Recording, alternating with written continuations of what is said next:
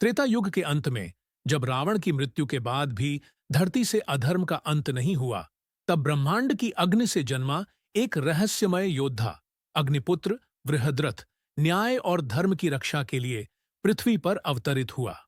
अयोध्या एक बार फिर संकट में थी, क्योंकि रावण का सबसे घातक शिष्य कर्कटासुर, जो तप और तंत्र की शक्तियों से अजेय बन चुका था, पूरे आर्यावर्त पर आतंक फैलाने निकला था।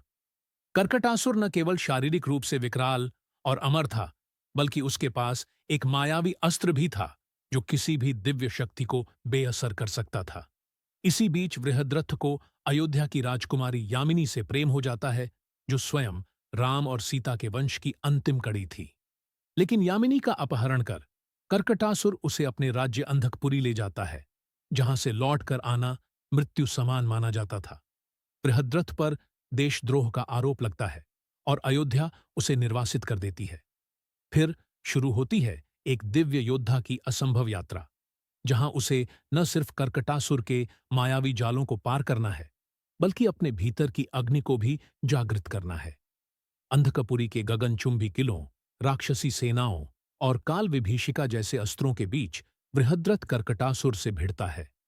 ये युद्ध सिर्फ दो शक्तियों का नहीं, बल्कि धर्म और अधर्म के भविष्य का था।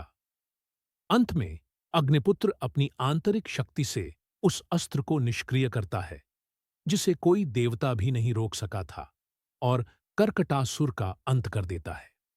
पर जब अयोध्या उसे राजा बनाना चाहती है, वह अग्नि की ओर लौट जाता है और उस अग्निकुंड में विलीन हो जाता है जिससे वो जन्मा था, क्योंकि अग्निपुत्र सिर्फ रक्षक था, शासक नहीं।